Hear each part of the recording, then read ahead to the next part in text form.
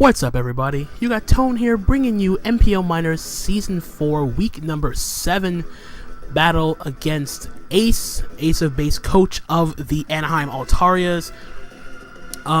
So we are coming into this following a very close-fought 1-0 win against Mio and the Oklahoma City Thunders. We are currently 3-3 with a +5 differential, and are currently in 3rd place in our conference. So we are currently in a playoff position, which is very, very nice. I'm trying to keep with the momentum. We play against Ace, who is a very, very competent and solid battler. He is currently 4-2. He is the #1 seed in the opposing conference, so I have my work cut out for me. His team is very, very scary, very, very threatening from top to bottom. So his team of his list of Pokemon, he only has 10 Pokemon. He has, as you see, he brought Golbat, Metagross, Megalodios, Tangrowth, Krookodile, and Darmanitan, and in the back he has an Azumarill, Lucario, a Thundurus Therian, and one other Pokemon he had. And it will come back to me eventually, but it's on the tip of my tongue, but I can't really remember. So usually I would have like a team up, but I currently don't have much time because I wanted to record this earlier, but I never had the time to do that. I had a lot of stuff come up. I was in the hospital for a bit, so yeah, I played this a few days ago, but I don't really remember off the top of my head his entire team. So yeah, there's that. But nonetheless, he has like a multitude of stuff that I had to prep for, and it wasn't fun prepping for it, but I felt as though I built a team that was could counteract any combination of 6 he could bring in the back. So yeah, there's that. So there's going to be no team builder because, like I said, I have no time. I'll leave a pastement of the team in the description so you can check out my EV spreads and whatnot, but for a condensed version of my team consists of a defensive Rocky Helmet Vaporeon with Wish, Protect, Scald, and Toxic. I have a setup Clefable with Cosmic Power, Stored Power, Soft Boiled, and Moonblast. With leftovers, I have a defensive Mega Venusaur with Synthesis, Giga Drain, Sludge Bomb, and Earthquake. I have a specially defensive Excadrill which has Stealth Rock, Rapid Spin, Rock Tomb, and Earthquake. This was my response to the Thundurus Therian, which he didn't bring, and Thundurus Therian is his Z Captain. I have a Protect, Dual Stab, Life Orb, Baton Pass, Scolipede, and I have a Tail Glow 3 attacks Citrus Berry Xurkitree with Thunderbolt, Signal Beam, and Hidden Power Ice. So yeah, that's pretty much going to be the team. So as you see, he brought the Golbat, the Metagross, Megalodios, Tangrowth, Krookodile, and Darmanitan. So first thing I went through my mind is the fact that if I can get rid of the Scarf Darmanitan and get a chance to Baton Pass a speed boost or 2 into my Xurkitree, I could potentially go ham on his entire team with just Xurkitree, because Xurkitree is looking very, very nice in this matchup. But you're going to see something very, very crazy happen midway through the game, and I'll get to that point. I'll pause when we get to that point. So, in terms of potential leads, for him, I'm assuming he's going to lead up with one of his Stealth Rocker, which either going to be the Krookodile or the Metagross, either or. I'm not entirely sure. I'm assuming the Darmanitan is Scarf. If Metagross is the Stealth Rocker, then Krookodile, I'm assuming, is Scarf or some Bandit or some sort of offensive set, because I figured Bandit would work because it's been exploited a lot that I don't have a good ground resist. My team can take ground hits, but they don't outright resist them. And he also has that Golbat there, which can handle my Scolipede even if I had a Rock Slide, but I don't.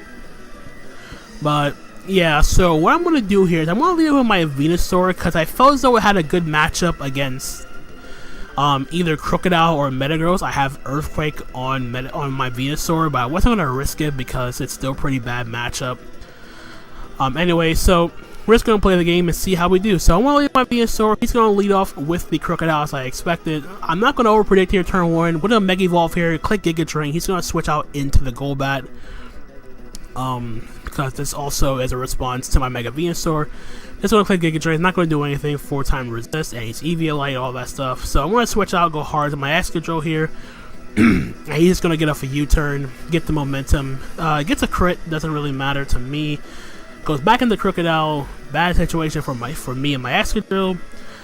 Get some leftovers recovery here. I'm going to switch out, go back into Mega Venusaur. He decided to get up his Stealth Rocks this turn. So again, sort of the same situation here. He's going to switch out and go into Latios this time. So I'm going to go for Sludge Bomb here, predicting him to go into Golbat. I get off more damage. But get the Sludge Bomb poison on the Mega Latios, which is fine. I'm not going to stay and take a Psychic type move, so I'm going to go back into my Excadrill, because Excadrill does check this if he is special variant of Mega Latios. I don't know if he's physical. But he Mega Evolves here, it's going to click Roost. I still don't know if he's special or physical because of the Roost, so what I can do this turn here, I have multiple options. I can skip my own rocks up, or I can Rapid Spin away Ace's rocks. He goes back into Crocodile here. I'm just going to get my rocks. So rocks are up until I guess maybe Golbat is his Defogger to get rid of his own. So I'm going to switch out, go back to my Mega Venusaur because don't really have much of a switch in. He clicks Earthquake here. That's a good chunk. Now I'm going to try to get Synthesis up, but he makes a good play. Clicks Taunt to prevent me from healing up with Synthesis. I should have clicked Giga Drain that turn. But back out comes the Golbat here. I'm gonna click Sludge Bomb here. It does more damage than Giga Drain. I do a good 14%. So I'm gonna keep clicking Roost this turn. I should have clicked Earthquake here, but I clicked Giga Drain, kind of expecting him to double into a Crook on my Excadrill. So my taunt wears off. He's gonna fire for Brave Bird here. Almost takes me out. But I just wanted the taunt to wear off so I can get back to full HP, so I can start checking the Tangrowth and whatnot. So he's going to Roost, get back to full. I'm going to go for another Synthesis here, get back to full myself. And from here, I'm going to go make the play and go back into... I was going to contemplate going into my Excadrill, but I decided to go to my Vaporeon here, expecting him to U-turn. I go to it for U-turn, take the damage from the Rocky Helmet, and this time he's going to go out into his Mega Latios again. So I'm going to need to keep my Vaporeon around for a bit. So I'm going to make the switch out back into my Excadrill, which is my response for the time being. And he's going to fire off. He's going to go for Roost again. So now I'm kind of in a predicament. I figured at this point it'd be a good chance to Rapid Spin away these rocks because they do hinder my team.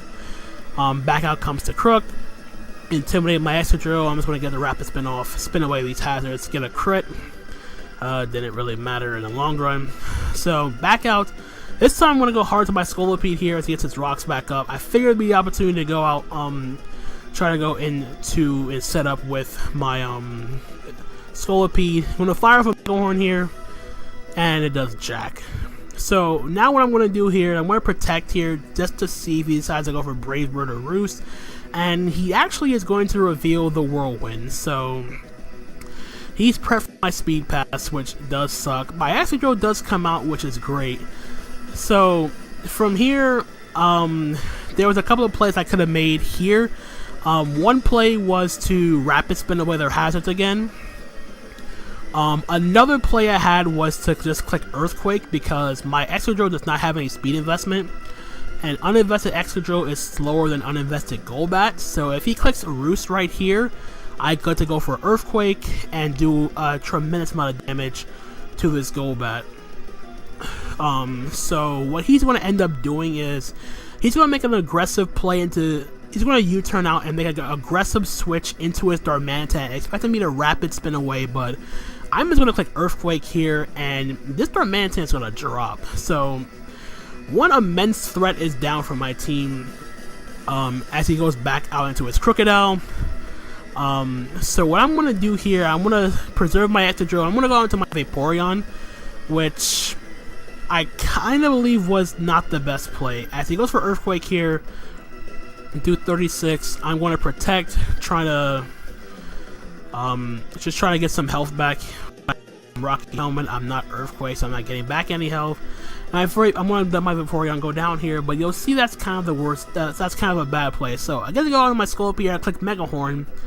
I get the Mega Horn off. He reveals he's Tangaberry, but he still drops, and he kind of said he made a mistake here because he calced with the fact that I had him Intimidate on my Scolipede. So back out comes to the Golbat, and here's where the whole plan I had started to come into motion. So with this situation, he has no reason not to click Roost this turn.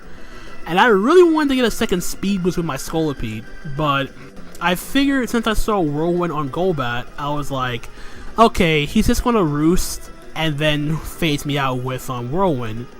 I figured now is his best time as any to try to baton pass this speed boost into my Xurkitree and try to execute the plan of trying to sweep with Xurkitree, because if I get the baton pass in, I can tail glow up and then just go to town on things. But so that's what ended up happening.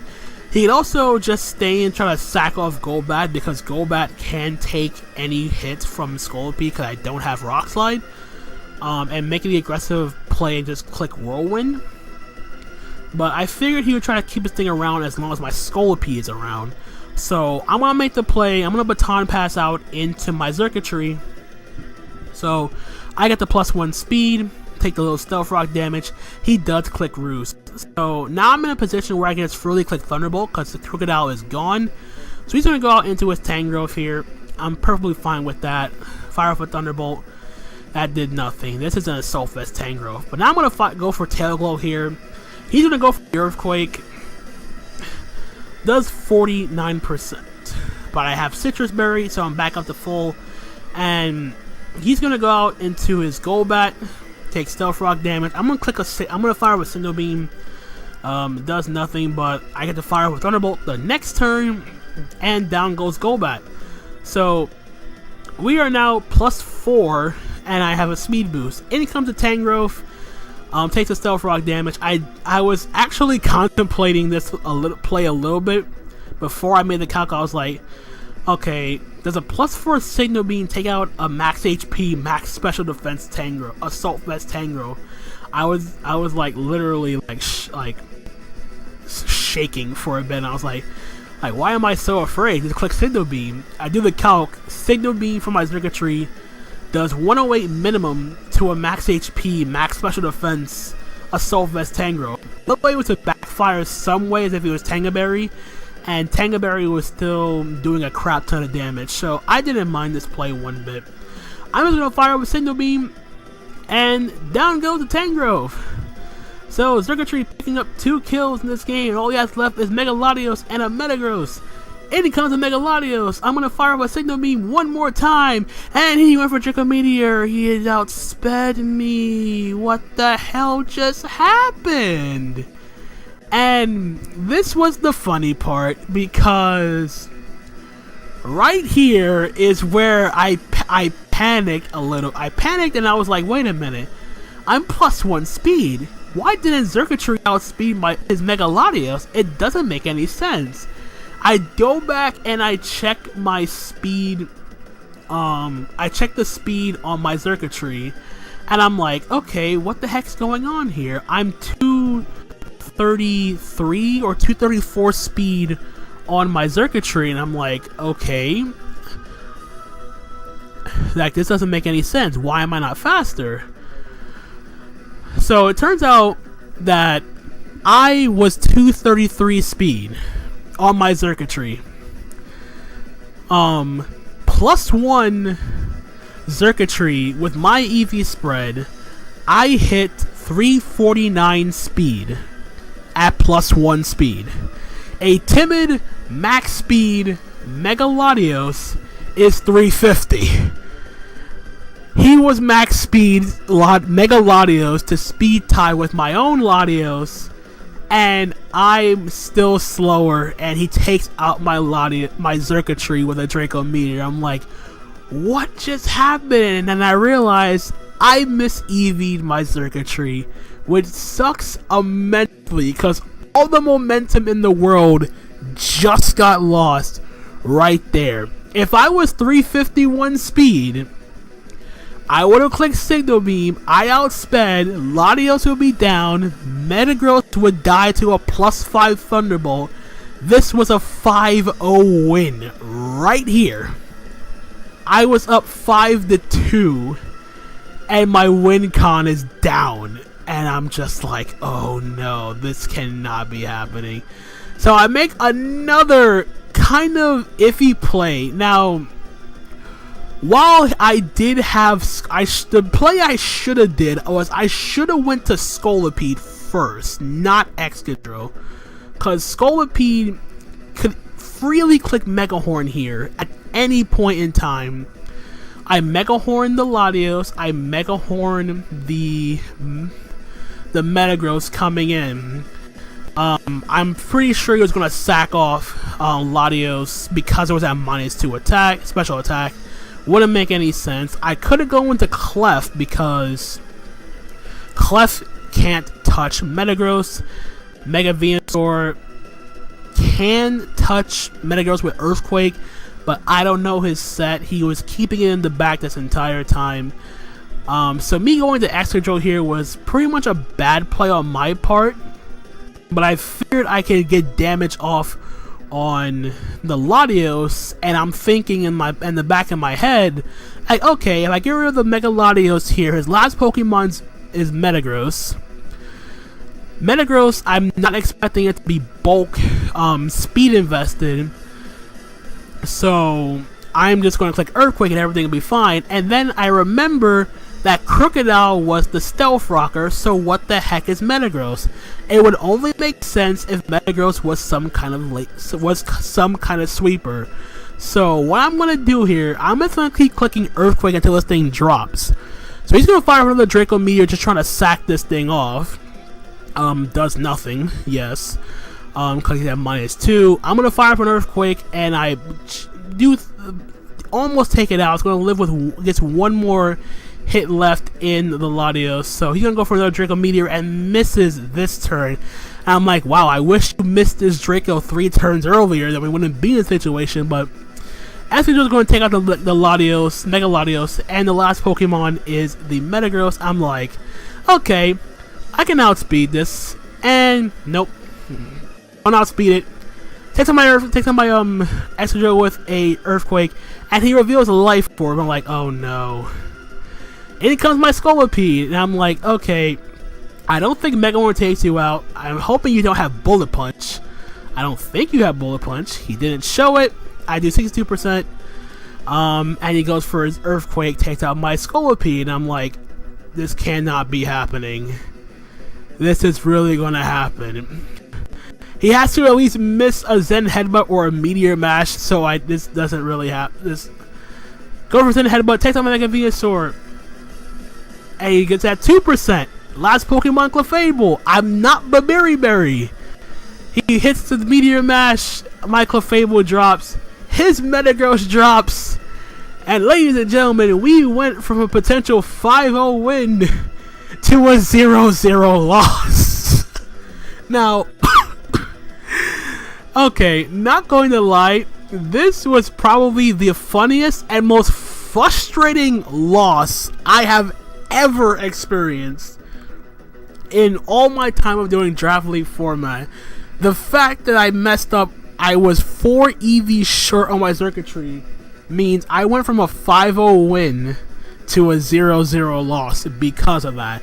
And also, my play after circuitry went down, the play was going into Scolipede first and Mega Horn, going for Mega Horn, take out the Latios, then go out and then Mega Horn the Metagross, and then go from there. The other misplay I did was letting my Vaporeon go down, because I assumed that, okay, Darmanitan dropped pretty early, Vaporeon's usage in this game didn't really matter, but if Metagross had taken any extra damage, like any Rocky Helmet damage from my Vaporeon, it would have died and I would have still salvaged like a 2-0 win at worst. But when I sacked off that Vaporeon and he preserved the Metagross in the back, I knew that I was in trouble.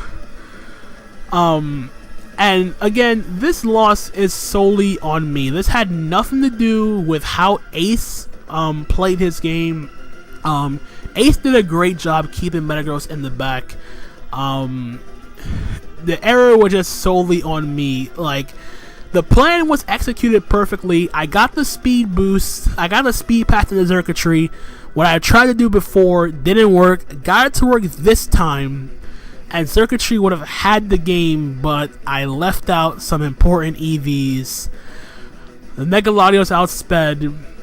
And then I got the comeback happened for Ace. That's really all I can say about that. Like, this, it's a terrible loss, but at the same time, it's a learning experience. It's just me having to make sure I double check my EVs, make sure my calcs are correct. Like, the game was great.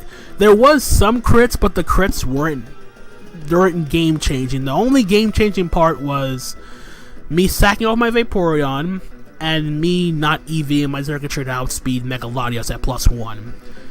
So that's pretty much my biggest regret, was not double checking that particular thing on my Xurkitree, because I'm thinking in the back of my mind I made sure that Xurkitree outsped, and then sure enough that didn't happen. So if anything, this is just a lesson for me, just to make sure that everything is in place before I go into a battle. And the sad thing is, the plan worked, like I said, and everything from there just went downhill after the Xurkitree went down. I just kind of mishandled the situation afterwards, and there's really nothing much more I can say about that. Unfortunately, this means we are now 3-4. Our differential doesn't change because we lost 0-0. But this does knock me, for the time being. I am currently out of the playoffs because this loss drops me from 3rd place to 5th. So I gotta work my way back up and try to finish these last 3 games out strong, which I do intend on doing. I did wait one more transaction before the deadline. So if you guys have seen throughout this season, and it's been heavily noted that my team did not have a ground resist. I had stuff that can take hits, ground attacks, but not stuff that outright resisted it. So with the other transactions I had at my disposal, unfortunately I had to drop Lopunny. Lopunny, I really wanted to bring it to 1 game, but the situation just never came up. And so we dropped it and we picked up Grottle. So yeah, you guys want to ground resist? Ground resist is Grottle. That's what it is. Grottle will Grottle come? I'm assuming Grottle will be coming at some point. Plus, Grottle does give me a Stealth Rocker, which eases me bringing rocks on Clefable or Excadrill, which is greatly appreciated. But overall, man, first off, good. That was a solid game by Ace. That's all I can say. He kept the Metagross in the back. His Lottie hit that Draco when it needed to, and then everything else just went. It went from being an overwhelming disaster for him to I don't want to say a miracle. I don't want to say it was like it was just basically just me just mis-EVing 1 Bond and me being 1 point shy of outspeeding. But that is Pokemon. There's just some things that you're going to end up forgetting. You're going to get embarrassed like I did, but hopefully you guys will use this as a learning experience to make sure you double check everything on your team before you head into battle. But nonetheless, despite this shocking turn of events, if you guys still enjoyed this battle, and as disheartening as it is for me, it still helps me out a lot despite I am now 3-4. The playoffs are still within reach, which is still good for me. I'm still in a very good spot in the conference despite the loss, so I'm not really too concerned about that. So again, if you guys did enjoy this battle, feel free, leave a like, leave a comment. Also check out Ace's side of the battle. He is a very solid battler. I know he has a lot to say about this battle and how things turned for the better in his case. But that's gonna be it from me, guys. Week 8 will be taking on Keegan, coach of the Colorado Avalanche. Hope you guys are looking forward to that match. I'm gonna get the heck out of here, guys. So until the next time, my name is Anthony, aka Tone, and I'm gonna catch you guys on the flip side. Later.